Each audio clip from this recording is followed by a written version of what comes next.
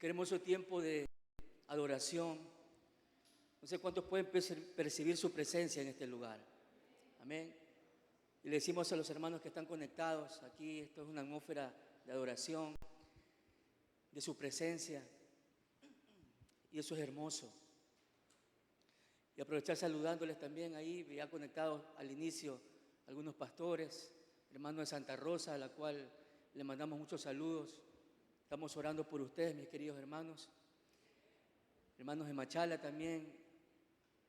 Y una parejita que está en San Carlos también vi conectado y saludamos a esa pareja hermosa de esposos. Aleluya. Amén. Vamos a iniciar este tiempo en la palabra. Quisiera que tenga su Biblia, que tenga su agenda, su bolígrafo. Yo sé que nos va a bendecir esta palabra en esta noche. Toda esta semana el mundo cristiano está celebrando la famosa Semana Santa, ¿no?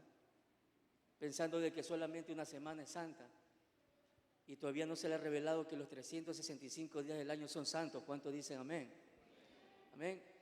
Los 365 días del año son santos porque son los días que el Señor nos permite para respirar, para vivir, para obedecerle, para adorarle, para exaltarle, para congregarnos. Y eso es una bendición. El mundo cristiano celebra hoy viernes la muerte, el sacrificio de Jesús en la cruz, con todas sus connotaciones. Y nosotros como iglesia estamos aprovechando este tiempo para poder compartir también esta palabra, que tiene como título El amor inagotable de Dios por el ser humano. Es un título que se planifica en el mes y eso hay que establecerlo. El amor, vamos a hablar sobre el amor inagotable de Dios por el ser humano. ¿Cuántos creen que Dios ama a la humanidad? ¿Cuántos creen que Dios ama a la humanidad? Amén. Y eso lo dice en la palabra. Vamos a abrir 1 Juan capítulo 4. Vamos a la palabra 1 Juan capítulo 4, versículos del 9 al 10. Vamos a abrir la palabra. 1 Juan capítulo 4, versículos del 9 al 10. Pedí en cabina que nos proyectara en versión Dios habla hoy. Ajá, ahí la tenemos. Dice la palabra: Dios mostró su amor hacia nosotros al enviar a su Hijo único al mundo para que tengamos, ¿qué cosa dice allí? Tengamos vida por Él. El amor consiste en esto. ¿Quieres saber qué consiste el amor? Ahí está. Dice, no en que nosotros hayamos amado a Dios, sino ¿qué cosa? Que Él nos amó a nosotros. ¿Y cuál fue su demostración de amor? Dice que envió a su Hijo para que ofreciéndose en sacrificio, nuestros pecados quedaran perdonados. ¿Cuántos dicen gloria a Dios a eso? Amén. ¿En qué consiste el amor? No en que nosotros hayamos amado a Dios, sino que a pesar de esa situación, de no amarlo, de no respetarlo, de no obedecerle, sobre todo eso, el amor de Dios prevaleció para con nosotros.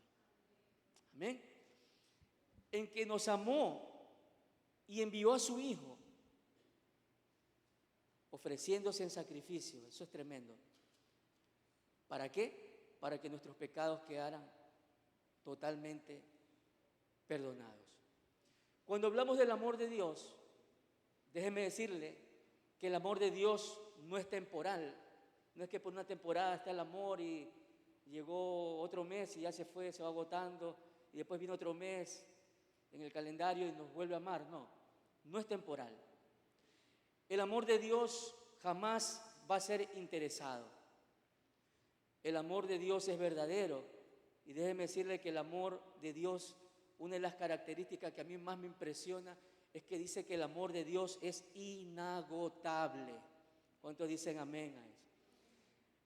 El amor de Dios es inagotable. Usted puede imaginarse una fuente inagotable de amor. ¿Qué significa inagotable? Que no termina nunca, que no se agota, que no se escasea, ¿no?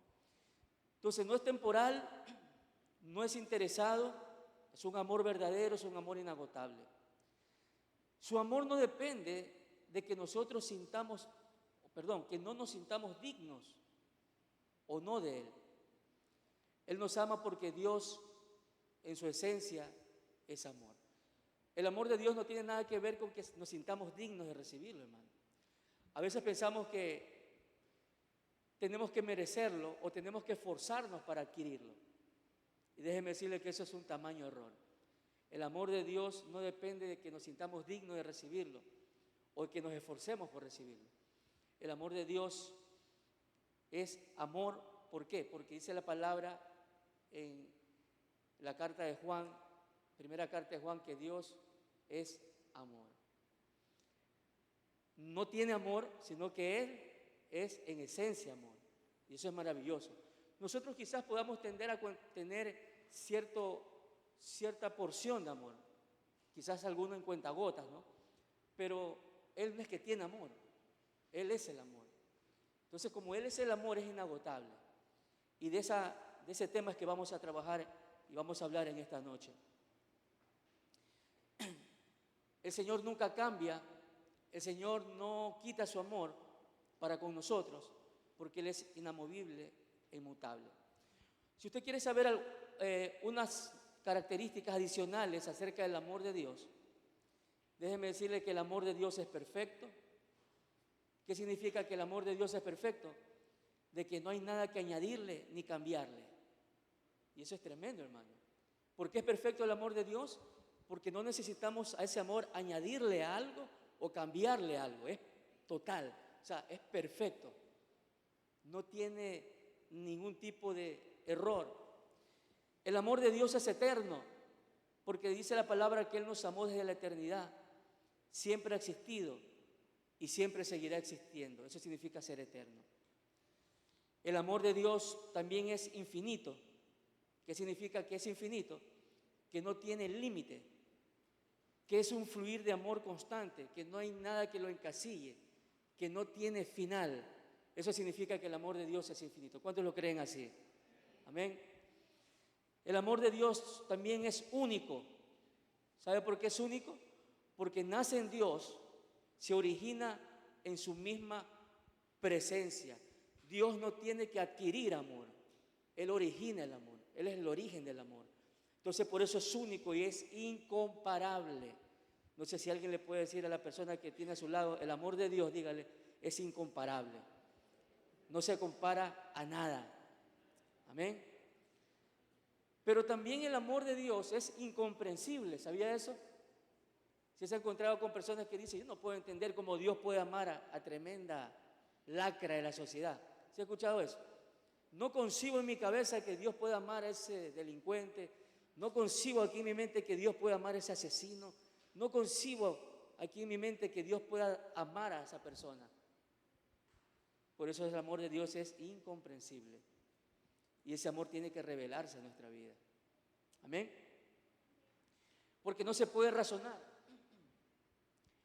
El ser humano no lo puede lograr entender en su totalidad. Y el amor de Dios también, ¿qué es? Es incondicional. ¿Por qué es incondicional?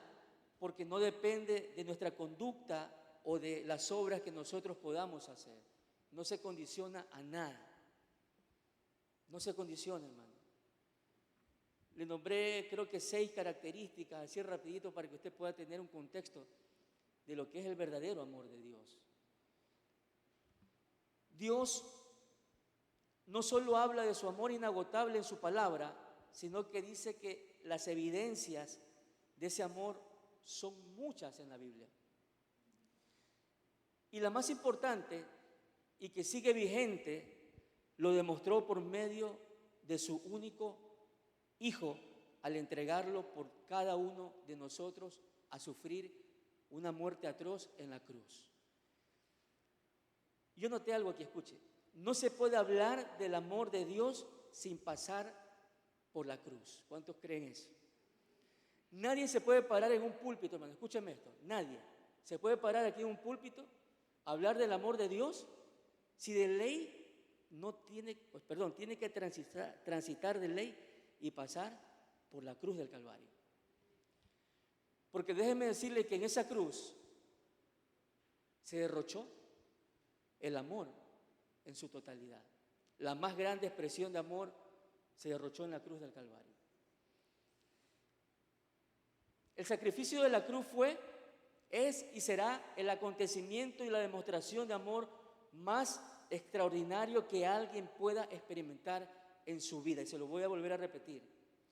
El sacrificio de la cruz es y será el acontecimiento y la demostración de amor más extraordinario que alguien pueda experimentar en su vida. ¿Alguien experimentó eso?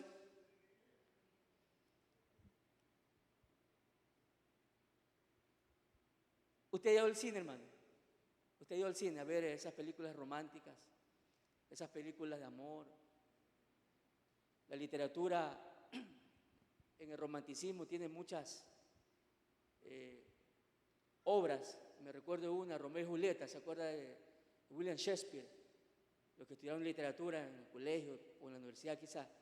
Sí se acuerda esa historia de amor de Romeo y Julieta. Terminaron muriendo, ¿no? Por amor. Pero déjeme decirle que no hay guión que se pueda comparar al guión que estableció Dios para la demostración del verdadero y genuino amor. ¿Sabe por qué? Porque en la muerte de Romeo y Julieta, ¿verdad? Por amor, y se acabó allí. Pero cuando se habla de la muerte de Cristo en la cruz, aparte del amor, ¿sabe lo que trajo? Nos trajo salvación y nos trajo vida eterna. Por eso no se compara a ninguna muerte por amor romántico. No se puede comparar a ninguna muerte por amor, ¿verdad? Humano. No se puede. Y sabe que su amor y su fidelidad como persona, como hijo de Dios, su obediencia y su lealtad a Dios dependerá muchísimo de cuánto a usted se le haya revelado lo que sucedió en la cruz. ¿Sabía usted eso? Su fidelidad, su lealtad, su amor, su obediencia va a depender 100% hacia Dios, me refiero, va a depender 100% de cuánto de ese amor de Dios se le ha revelado a su vida. Cuando a alguien se le revela el amor de Dios a unos niveles altos, ese no le puede fallar a Dios. Ese piensa 1.000.000 veces caer en un pecado, hermano. ¿Cuántos dicen amén a eso? Cuando a alguien se le revela en su total magnitud lo que ocurrió en la cruz del Calvario, no cede fácilmente a las ofertas del mundo. No puede ceder fácilmente, hermano. Yo estoy convencido de eso. Pero cuando a alguien no se le ha revelado lo que pasó en la cruz, es fácil para él pecar. Es fácil para él pisotear la sangre de Cristo como algunos los hacen o lo hacen. Por eso oraba al Señor en estos días y le decía, Señor, que esta palabra, que no sé si la están grabando, y qué lindo que hayan venido ustedes. Le decía en broma a los hermanos que llegaron primero, que hoy vamos a predicar a los ángeles, a los arcángeles que están sentados allí, no sé si ustedes los ven, a los querubines que están sentados allí, a los serafines que están sentados allí, que yo lo creo que están ahí, y uno que otro santo que vino hoy y que dijo, no me importa que sea feriado, no me importa que otros estén de viaje, pero yo vengo hoy a escuchar la palabra. Amén. ¿Cuántos glorifican a Dios en esta noche? Amén. Entonces vamos a ser bendecidos. Pero ¿qué pasó en la cruz? Esta semana nos han bombardeado de películas, ¿verdad?, de diferentes temáticas religiosas. Pero, ¿usted sabe realmente lo que pasó en la cruz? ¿Usted ha leído con detenimiento lo que pasó en la cruz? Y a los hermanos que nos están escuchando también le pregunto, ¿usted sabe lo que pasó en la cruz? ¿Sabe que en la cruz Jesús tuvo algunas expresiones impactantes, cargadas de amor, como lo decía al inicio, y de mucho significado? Fueron declaradas no en un restaurante, hermano, no en una piscina, no en una playa, tomándose un coco helado, no. Estas palabras que vamos a revisar en esta noche fueron declaradas allí en ese lugar donde él estaba muriendo. En esa cruz, desangrándose, hermano, allí declaró estas palabras maravillosas. Fueron las últimas palabras que Jesús pronunció antes de morir. Vamos a revisarla. Abra su Biblia en Lucas capítulo 23. Después de haber dado esta introducción. Vamos al Evangelio de Lucas capítulo 23, versículo 34.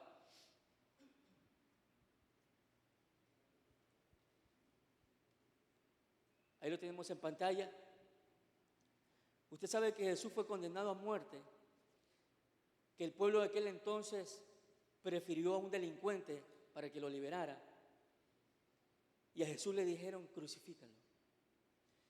Y después del martirio y los flagelos que tuvo con el látigo romano, fue llevado al Gólgota y ahí fue clavado, ahí fue crucificado. Y mientras él estaba siendo desangrado ahí en ese lugar, ¿verdad? Jesús dijo y expresó esto: Padre, perdónalos porque no saben lo que hacen. Y partiendo sus vestidos, echaron suertes. Usted se puede imaginar una persona que le hicieron lo que le hicieron y que estaban crucificando en ese momento. Decir y orar, levantar su mirada a los cielos y decir: Padre, perdónalos a ellos porque no saben lo que hacen. Esta palabra es un ejemplo poderoso del amor incondicional de Dios. Y yo le hago una pregunta: ¿acaso ellos sabían o no lo que estaban haciendo? ¿Qué piensa usted? Hermano Byron dice: claro que lo sabían. Algunos dicen: no, es que no sabían lo que estaban haciendo. Ellos sí sabían lo que estaban haciendo. Lo que no sabían era a quién se lo estaban haciendo. ¿Cuántos dicen amén? Ellos sabían lo que estaban haciendo. Lo que no tenían revelado era a quién se lo estaban haciendo. Tenían al frente nada más y nada menos que a Dios mismo, hecho hombre. Tenían al frente a la misma deidad, hecha carne, y la rechazaron. Por eso la palabra dice: a lo suyo vino y los suyos no le recibieron. Mas a todo aquel que lo recibió, ¿qué dijo? Y creyó en su nombre, le dio la potestad de ser hechos hijos de Dios. Dígame si no somos bienaventurados nosotros, que no lo rechazamos, o quizás sí en algún momento, por ignorancia, porque no sabíamos también lo que estábamos haciendo. Pero cuando se nos reveló ese amor, siendo que caímos postrados, caímos rendidos, cuando se nos reveló ese amor, a pesar de que Jesús estaba siendo traicionado y crucificado, su preocupación principal era por aquellos que lo estaban haciendo, lo estaban matando, hermano. O sea, no le importó nada lo que estaba pasando él, sino que miraba a la gente en aquel entonces, especialmente a aquellos que lo señalaban, lo blasfemaron contra él, los que los traicionaron, lo vieron como personas que estaban rumbo a una perdición y una condenación. Y Jesús dijo: yo voy a morir por ellos. Por eso no le importaba. Y por eso le pidió al Padre: perdónalos porque ellos no saben lo que hacen. Porque si hubiesen sabido lo que estaban haciendo, no lo hubiesen hecho, hermano. Estoy totalmente convencido. ¿Y eso qué nos enseña? Aquí hay una enseñanza extraordinaria. Nos enseña a nosotros a amar y a perdonar a aquellos que nos hacen mal, al igual que Jesús lo hizo desde esa cruz. ¿Cuántos dicen amén? Usted puede de pronto pensar de que a pesar de que nos han hecho daño, a pesar de que nos han traicionado, a pesar de que nos han calumniado quizás en su momento, tomar la posición que tuvo Cristo allí en la cruz y poder perdonar también. La cruz tiene unas enseñanzas, hermano. Ay, Dios. Lucas capítulo 23. Quisiera que fuera una vigilia, hermano, pero el tiempo está corriendo. Lucas capítulo 23, versículo 39 al 43, por favor. Si nos ayuda en pantalla. Lucas capítulo 23, versículo 39 al 43. Dice la palabra, y uno de los malhechores que estaban colgados le injuriaba, diciendo, si tú eres el Cristo, sálvate a ti mismo y a nosotros. Y respondiendo el otro, que estaba al otro lado, le reprendió diciendo, ¿ni aún tú temes a Dios estando en la misma condenación? Y nosotros a la verdad justamente padecemos, porque recibimos lo que merecieron nuestros hechos, mas este ningún mal hizo. Y dijo a Jesús, acuérdate de mí cuando vinieres en tu reino. Entonces Jesús le dijo, de cierto te digo que hoy estarás conmigo en el paraíso. Esa escena es tremenda, hermano, porque Cristo estaba crucificado en medio de dos delincuentes. Y yo sonrío un poco cuando al uno le dicen el ladrón bueno y al otro le dicen el ladrón malo. ¿Se ha escuchado eso? Predicadores inclusive lo han dicho. Y Jesús estaba en medio de un ladrón bueno y un ladrón malo, porque lo estaba juzgando en base a lo que estaba declarando, o lo que estaban declarando en ese momento. Pero déjeme decirle que ahí en esa cruz no es que había ladrón bueno ni malo, sino que habían los más grandes contumaces delincuentes en ese tiempo. Eran condenados a un sacrificio de cruz. Los menos malos pagaban una condena en un calabozo, los menos malos. Pero ya los que no tenían ya por dónde arreglarse, eran condenados a muerte en una cruz. Y uno de ellos le dice, si tú eres el Hijo de Dios, sálvate a ti mismo y sálvanos a nosotros. Imagínense esa actitud terrible, ordenándole a Jesús que hiciera lo que él quería que haga. Y poniendo en tela de duda si era el Hijo de Dios. Tremendo atrevimiento, ¿no? El otro lo reprende y le dice, tú no sabes que aquí estamos nosotros condenados justamente porque hemos sido malos. Nuestros hechos nos llevaron a esta cruz. Pero este hombre, y lo miró a Jesús y le dice, pero este hombre no ha hecho nada malo. Y en ese momento le llama la atención a Jesús cuando reconoce que estaba recibiendo la revelación de que Él era el Hijo de Dios. Cuando le dice, acuérdate de mí, Jesús, acuérdate de mí cuando vengas en tu reino. En ese momento este hombre lo estaba reconociendo como rey. Lo estaba reconociendo como el rey de los reyes. Y eso llama por segunda vez la atención de Jesús cuando le dice, de cierto te digo que hoy estarás conmigo en el paraíso. Esta palabra es una promesa de vida eterna para todos los que creen en Jesús. A través de su muerte en la cruz, Jesús abrió el camino para que todos podamos tener una relación con Él y la promesa de una eternidad junto a Él. Imagínense lo que recibió este delincuente minutos antes de morir, no mereciendo absolutamente nada, hermano. Por eso es que cuando yo me encontré con esta escena y la leí muchas veces, me convencí totalmente que para ser salvo usted no necesita ninguna religión. Usted no necesita hacer ninguna obra de caridad, hermano, o esforzarse por hacer algo diferente. Porque yo le pregunto, ¿ese delincuente tuvo esa oportunidad quizás? ¿Tuvo la oportunidad de ir a confesarse de pronto contra otro hombre, otro ser humano, para que se le limpien sus pecados? Por eso que ciertas religiones, en lugar de acercarnos a Jesús, nos ahuyentan de Jesús, hermano, por la cantidad de cosas que se inventan para querer alcanzar una salvación que es gratuita para nosotros, pero que para Él fue muy cara, porque le costó la vida. ¿Cuántos dicen amén? En la cruz, este delincuente alcanzó vida eterna y alcanzó el perdón de sus pecados.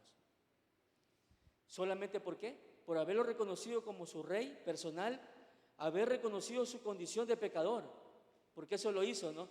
Cuando dice, aquí estamos justamente condenados, no merecemos nada más. Reconoció su condición de pecador, se arrepintió, lo reconoció a Jesús como su rey, y eso tocó el corazón de Jesús. y le prometió que en ese mismo instante estaría con él en el paraíso. En otra versión dice, en su reino. Amén. Juan capítulo 19, versículo 25 al 27. Juan capítulo 19, versículo 25 al 27.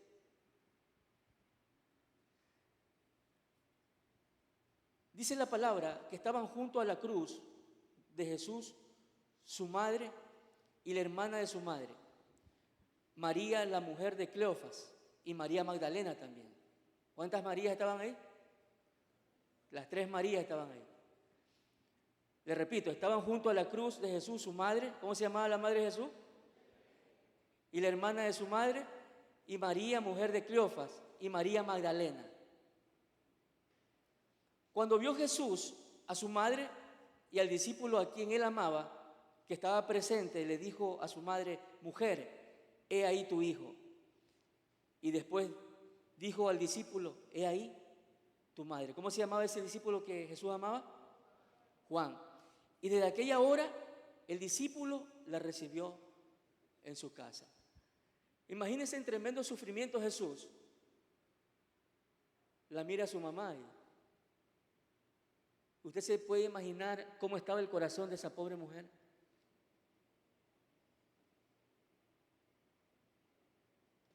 ¿Usted se puede imaginar cómo estaba sufriendo por lo que estaban sus ojos viendo? Ese muchacho que tuvo la bendición de estar en su vientre por 9 meses, que tuvo la bendición de poder criarlo, que tuvo la bendición de poder alimentarlo, de poder vestirlo, de poder bañarlo, que a los 12 años llevarlo a adorar a Jerusalén. Y a propósito, a los 12 años Jesús se les pierde, ¿no? En esa comitiva que iban a adorar, después se le pierde. 3 días perdido, regresan a buscarlo. ¿Y sabe lo que estaba haciendo Jesús a los 12 años? Estaba instruyendo a los doctores de la ley. Estaba enseñando palabras del reino de su Padre. Y cuando le preguntan, ¿por qué haces aquí? Le dice, yo en los negocios de mi Padre me es necesario estar. En los asuntos de mi Padre. Jesús sabía lo que vino. Y cuando fue a la cruz, sabía que iba a ir a la cruz. ¿Cuántos creen eso? Él sabía. Por eso que la palabra dice que a él no lo mataron. Inclusive hay una canción, ¿no? A él no lo mataron, a él no lo asesinaron ni los romanos ni los judíos. Hay una discusión, ¿quiénes fueron los que lo mataron? No, a él no lo mató nadie, hermano. Él puso su vida en ofrenda voluntariamente. Y eso a mí me impacta mucho. Porque si hubiésemos dicho que los romanos asesinaron a Jesús o los judíos, hubiese sido una muerte accidental, como le puede haber pasado a cualquier delincuente.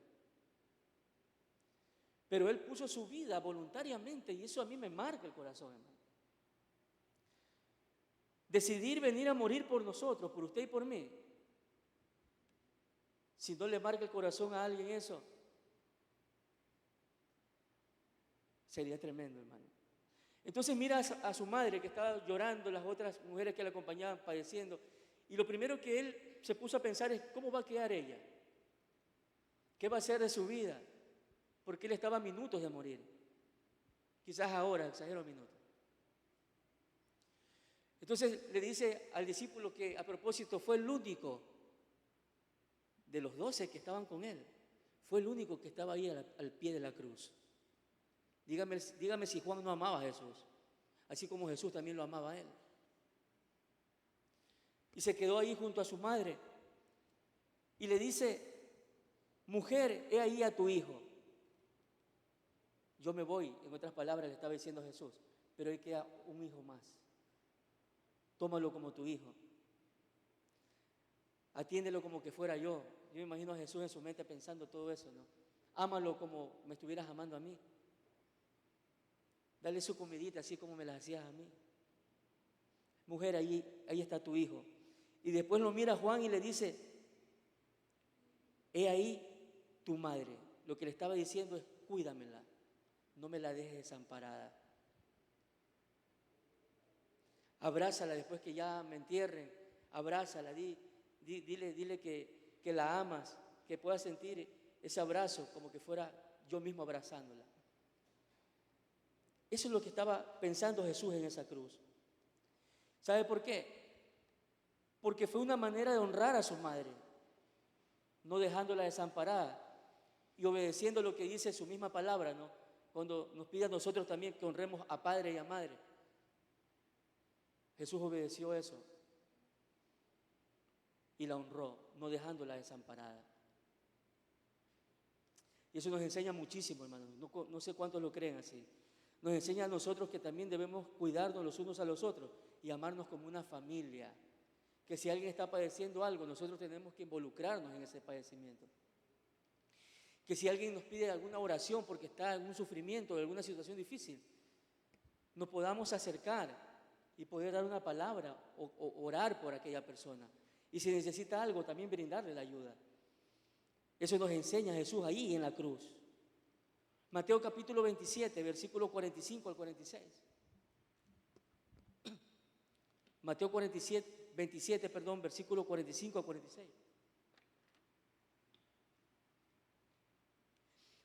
Dice que desde la hora sexta hubo tinieblas sobre la tierra, toda la tierra, hasta la hora novena.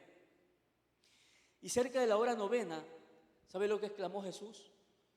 Jesús dice que exclamó a gran voz: Elí, Elí, lama sabactani. Esto es: Dios mío, ¿por qué me has desamparado?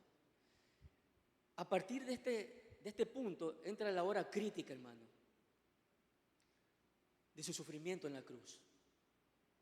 Usted se puede imaginar a Jesús allí experimentando el abandono de su Padre. No sé si usted habrá escuchado que Jesús en Getsemaní, lo que pasó en Getsemaní, dice que él estaba en Getsemaní, ¿verdad?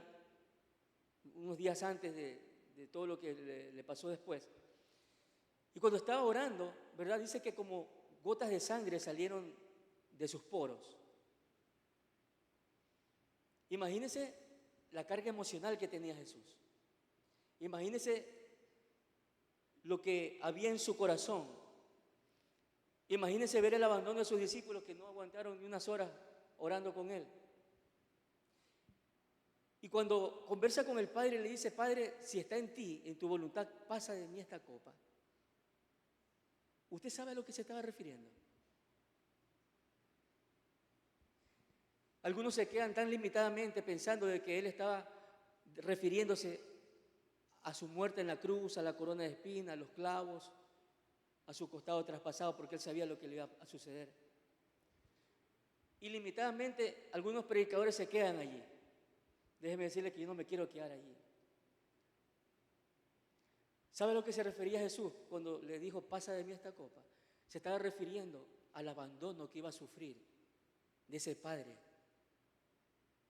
que nunca lo había dejado. Esa era la copa, hermano. Ese era lo que estaba pensando Jesús en ese momento, a pesar de lo que iba a pasar en la cruz. ¿Acaso después de Cristo no fueron crucificados otros también? ¿Acaso después de Cristo otros también no fueron latigados y fueron mártires? No estaba en duda su valentía, hermano. No estaba en duda su valentía. Porque Jesús, déjeme decirle que fue un valiente, hermano. ¿Cuántos lo creen así? A veces por ahí escuchamos que nosotros somos valientes. Somos los más valientes, pero los cobardes, quizás. Pero el más valiente de los valientes se llama Cristo, hermano. Se llama Jesús. Y no se estaba refiriendo al padecimiento de la cruz, sino que él estaba pensando cómo sería el momento cuando el Padre lo iba a soltar.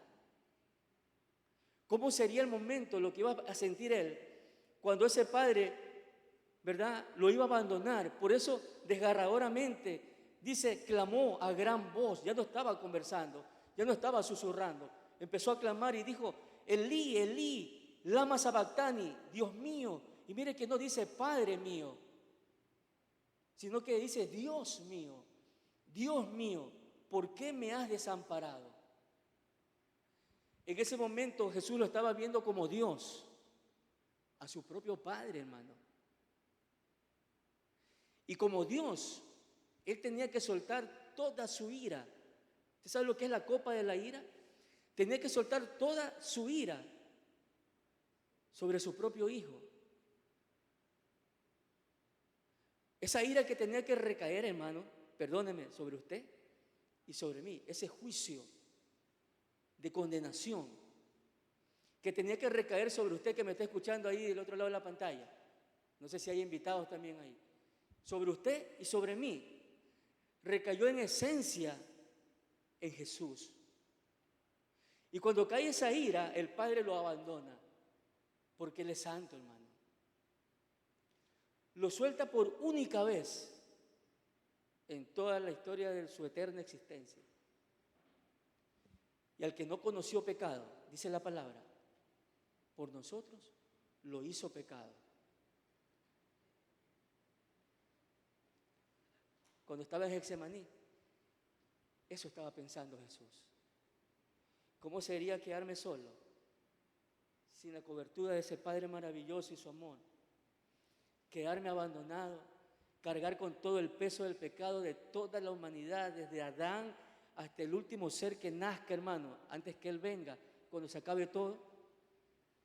Usted se puede imaginar la carga espiritual de pecado, la carga emocional con corazón partido allí, sufriendo por el abandono de su padre. Y no se diga la carga física en su cuerpo que estaba viviendo. Eso es la cruz, hermano.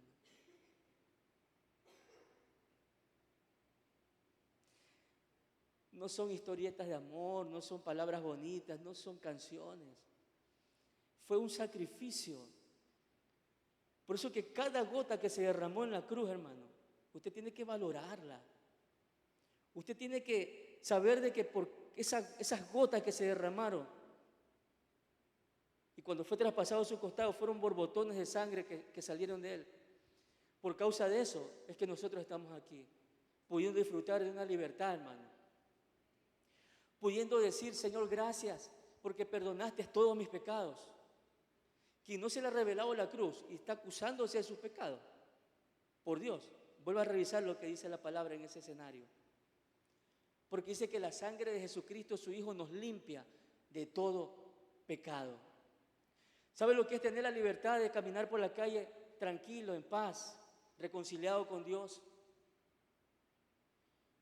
Saber de que si viene la muerte, y a propósito, viene la muerte para nosotros es algo figurativo.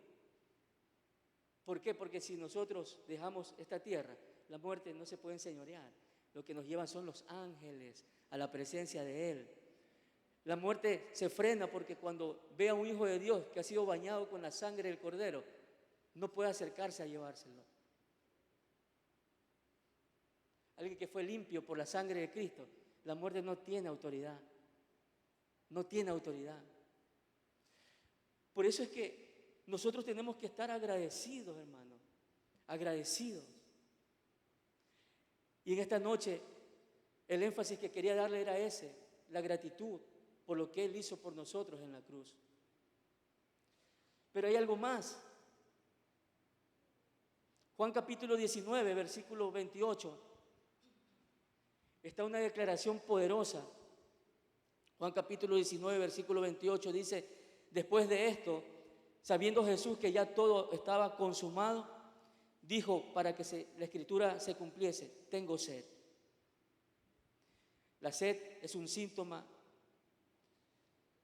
común de la deshidratación, la pérdida de sangre.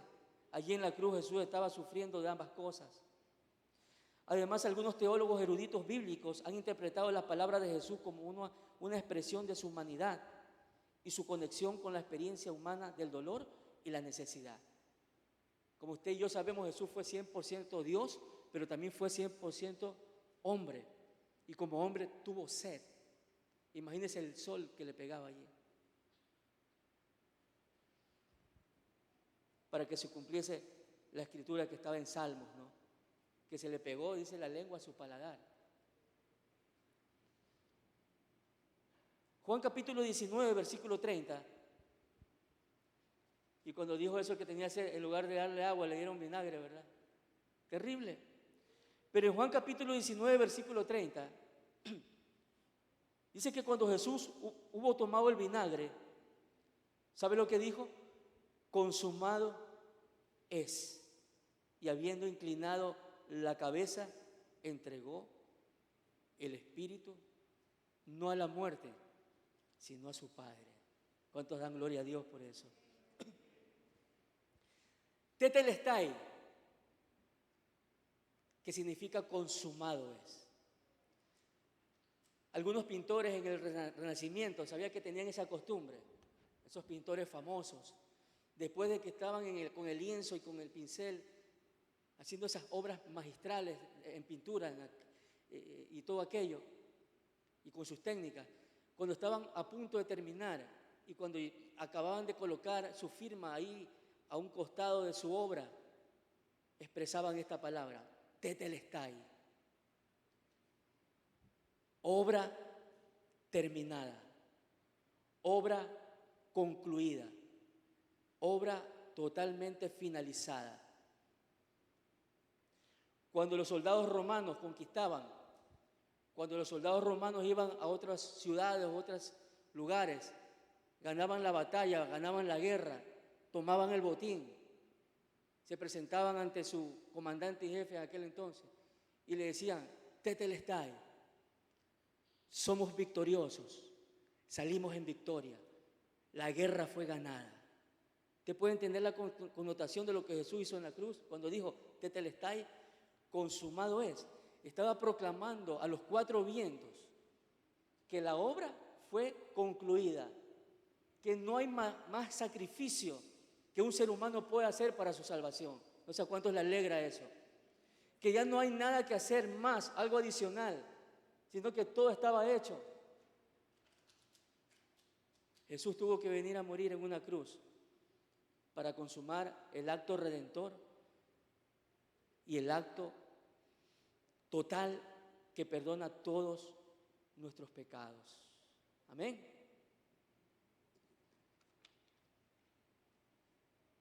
Todo se ha cumplido. Eso es tetelestai. Implica que su obra en la tierra ha sido completada y que ha logrado todo lo que Dios le había encomendado. Amén. Y Lucas capítulo 23, versículo 46.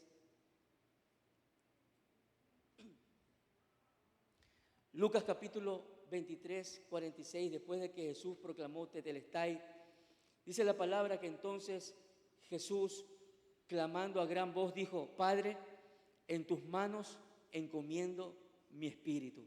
Y habiendo dicho esto, expiró, partió de esta tierra. En tus manos encomiendo mi espíritu. Jesús sabía que a pesar de que toda la ira de Dios estaba recayendo sobre él, había unas manos, hermano, que nunca lo iban a abandonar. ¿Cuántos dicen amén? Había unas manos que estaban solamente esperando el momento que él muriera terrenalmente, si se puede decir así, pero saliendo su espíritu, habían esas manos que lo iban a recoger. Por eso que él dice, en tus manos encomiendo mi espíritu. Jesús confiaba en la providencia de Dios, incluso después de su muerte. Esta afirmación es un recordatorio para todos los cristianos que incluso en medio de la sombra de muerte, nosotros podemos confiar en su bondad y en su misericordia. ¿Cuántos lo creen así? A pesar de que nosotros andemos en valle de sombra y de muerte, nosotros tenemos que tener la convicción de que hay unas manos que siempre van a estar listas y siempre van a estar atentas para recibir nuestra vida si tenemos que partir de esta tierra. ¿Cuántos dan gloria a Dios por eso? Eso pasó en la cruz. La historia de amor más extraordinaria, hermano. Y lo repito de nuevo. Usted se podrá extasiar, se podrá conmover, podrá romantizar con historias de amor. Pero con lo que pasó en la cruz del Calvario, eso no se compara con nada, hermano. Porque allí se ganó, número uno, la justificación, 2 Corintios, capítulo 5, versículo 21. ¿Qué se ganó en la cruz? ¿Qué se ganó en el sacrificio de la cruz? Se ganó la justificación nuestra. Por eso la palabra en 2 Corintios 5, 21 dice, y al que no conoció pecado, por nosotros lo hizo pecado, para que nosotros fuésemos hechos, ¿qué cosa? Justicia de Dios en Él. El que no conoció pecado por nosotros lo hizo pecado para justificarnos delante de su presencia. Para justificarnos delante de su presencia.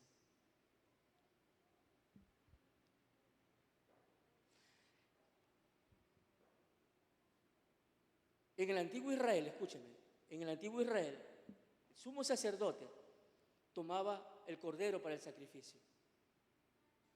¿Sabe lo que hacía el sumo sacerdote? Como un mediador en aquel entonces entre Dios y los hombres, colocaba su mano derecha en la cabeza del animal y su mano izquierda la colocaba en la frente de la persona, del padre de familia que ofrecía el cordero. Era un mediador, tipo mediador.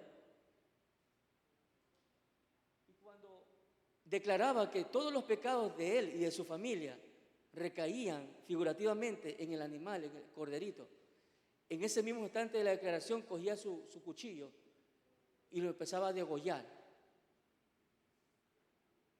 Y cuando empezaba a vertir la sangre de ese animalito, cogía con sus manos y la lanzaba a la persona, ¿verdad? Que ofrecía el sacrificio, perdón, que ofrecía el animal y el sacerdote lo sacrificaba. Como una señal de ¿qué? De que todos los pecados habían sido colocados en ese animalito.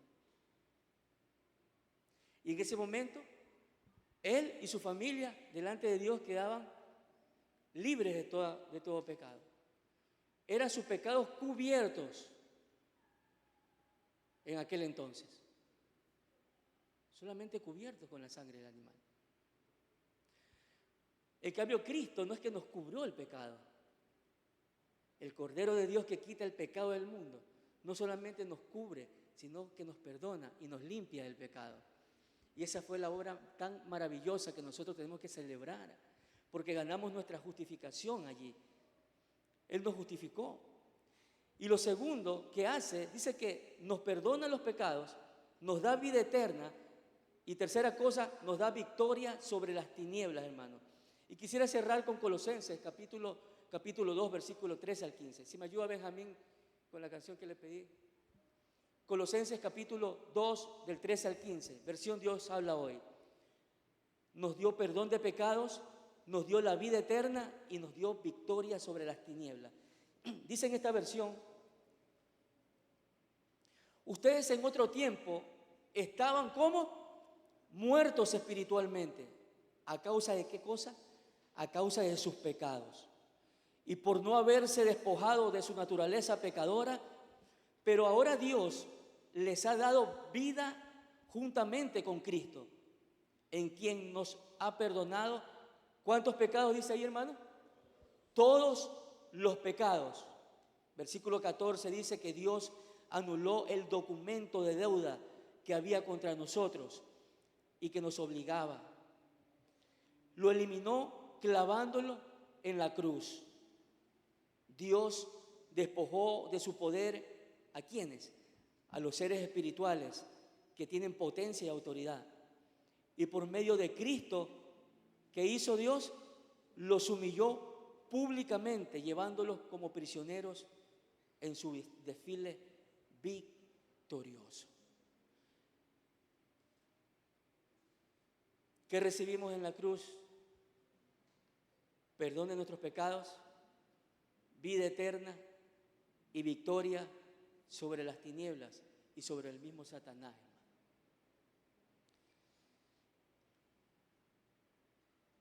Dígame si no fue algo extraordinario lo de la cruz. Dígame si no fue algo irrepetible, porque nadie más lo va a poder hacer. Dígame si no fue algo único. Dígame si no fue algo verdadero. Nosotros somos bienaventurados porque creemos todo lo que pasó en la cruz. ¿Sabía que hay gente que ante ese escenario de la cruz se burlaron? ¿Sabía que en la actualidad hay gente que se burla de lo que pasó en la cruz? ¿Sabía que hacen mofa haciendo procesiones absurdas y clavándose ahí medio desnudos? Cierto grupo por ahí burlándose de lo que pasó en la cruz. Que Dios tenga misericordia de ellos, hermano, porque no saben lo que están haciendo. actitud de burla, pero también otros miraron con indiferencia la cruz. Y en la actualidad también hay gente que mira con indiferencia, no le importa. Lo invitan a las iglesias a escuchar esta palabra y dicen, no, mejor me voy de viaje, mejor me voy a tomar mis tragos, mejor me voy a emborrachar, mejor me voy a fornicar, mejor me voy a hacer otras cosas. Y miran indiferentemente lo que pasó en la cruz. Burla, indiferencia. Pero dichosos nosotros, hermanos, que estamos atesorando lo que pasó en la cruz. ¿Cuántos están atesorando lo que pasó en la cruz? Y que en esta noche póngase de pie, se va poniendo de pie y vamos reconociendo esa obra maravillosa de la cruz. Vamos, póngase de pie y cierre sus ojos allí. No quisiera irme de este lugar si no nos rendimos por unos minutos más para decirle a Jesús, nosotros no somos los que nos burlamos, nosotros no somos los que somos indiferentes, Señor. Nosotros no somos los que miramos esquivamente lo que pasó en la cruz, sino que nosotros somos los que estamos agradecidos. Si alguien está agradecido en esta noche, levante su mano allí. Levante su mano allí. Qué pena que no hubo invitados en esta noche. ¿No hay invitados? ¿No hay? ¿Sí hay un invitado? Póngase de pie también el invitado.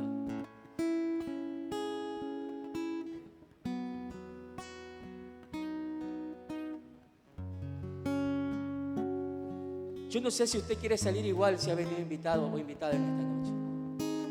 Pero delante de la cruz usted va a tener que rendir cuentas.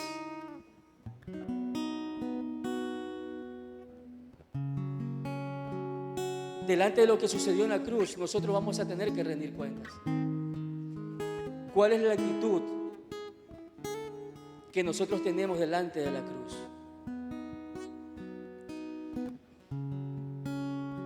Y yo no sé si haya alguien en esta noche que así como el ladrón le pueda decir a Jesús, yo estoy viviendo lo que estoy viviendo porque no te he obedecido, Jesús. Cierre sus ojos allí. Yo estoy pasando lo que estoy pasando porque no he sido obediente a ti, Señor, porque estoy en consecuencia de mi desobediencia.